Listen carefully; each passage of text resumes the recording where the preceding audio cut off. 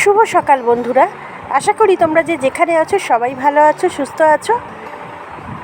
আমার আজকের একটা গল্প তোমাদের সঙ্গে শেয়ার করি। চলো, এটা ছিল কালকে রাতের ভিডিও। কাল সন্ধ্যাবেলা, রাত না, সন্ধ্যাবেলা কালকের আমার বরের ছুটি ছিল দেখে পনির রোল বানিয়েছিল। তো রোল টোল খেয়ে রাত্রিবেলা পেঁয়াজি ভাজলাম, জল ঢালা ভাত খাওয়া হলো। খেয়ে দিয়ে বেশ রাস্তায় একটু ঘুরে ঘাড়ে, আমাদের বাড়ির সামনেটা তো যেহেতু এত বড় পুকুর আর সন্ধ্যাবেলায় ভীষণ হাওয়া দেয়, তো ওই জন্য আমরা প্রতিদিনই গরমকালে রাত্রিবেলায় খাওয়া দাওয়া করে একটু রাস্তায় হেঁটে হুটে তারপরে হাত মুখ ধুয়ে এসে শুয়ে পড়ি। তো বিগত 3-4 দিন ধরে পুকুর পাড়ের জানলাটা খুলে শোয়া হচ্ছিল। কেন এত অত্যন্ত গরম, দুটো জানলায় যদি বন্ধ করে দিই ঘরের, তাহলে ঘরটা যেন মনে হয় একটা আগুনের গোলা হয়ে যায়, আমাদের যেন তেড়ে খেতে আসে এরকম অবস্থা।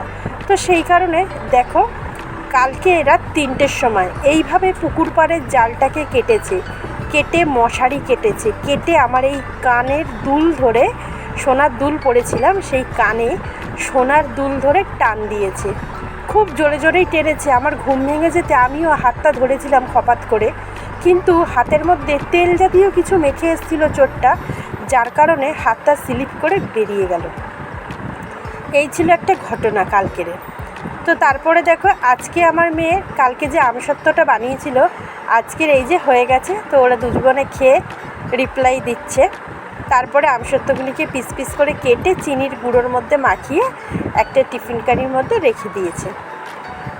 আর আজকে যা রান্না করেছি আর কি, তোমরা তো সব দেখতেই পাবে। এই দেখো, দই কাতলা বানিয়েছিলাম আজকে।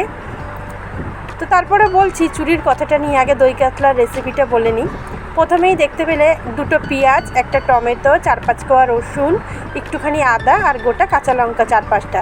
ঝালটা যে যেরকম খাবে ভালো করে তেলের মধ্যে ভেজে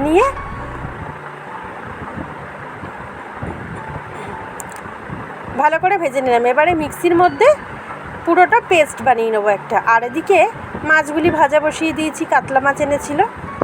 আর তারপরে মাছটা ভাজা হয়ে যেতে গোটা গরম মশলা সম্বাদ দিয়ে ওই বাটা মশলাটা আগে দিয়ে দিলাম। বাটা মশলাটা বেশ ভালো করে আর একটু ভাজা ভাজা করলাম তেলে।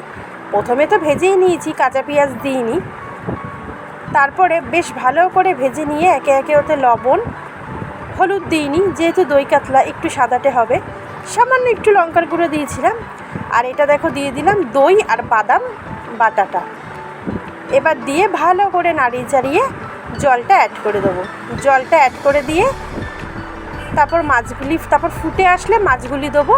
মাছগুলি দিয়ে গামাখা হতেই নামিয়ে নেব। তো সত্যি বন্ধুরা, এই গরমের দিনে এই রেসিপিটা খেতে এত ভালো লাগে, তোমরা প্লিজ একবার বাড়িতে বানিয়ে ট্রাই করতে পারো। তারপরে আসি চুরির কথাটায়। আচ্ছা, আমরা আজ কোন সমাজে বাস করছি বলো তো, যেখানে রাত্রের ঘুমটুকুনিও নিশ্চিন্তে করতে পারছি না? এটা একটা কি বলবো, এই কাণ্ডটা দেখে হাসবো, কাঁদবো না রাগ করব, কিছুই বুঝে উঠতে পারলাম না যে আমরা কোন সমাজে দাঁড়িয়ে আছি, যেখানে নারী শক্তি, নারী সম্মান, এত কিছু কথাবার্তা সারাদিন চলছে, বেটি বাঁচাও বেটি পড়াও। তো কোথায় গেল এই সমস্ত কথার মানে বা সম্মান? আজ যদি ঘরে ঘরে এরকম প্রতিটা মা বোনেরা অসহায়তাটাকে কি বলবো আর, আমি ভাষা খুঁজে পাচ্ছি না। এরকম এত অসহায় যদি হয় যে রাতের ঘুমটুকুনিও সে নিশ্চিন্তে ঘুমাতে পারছে না, এই গরমের দিনে একটু জানলাটা খুলে শোবে।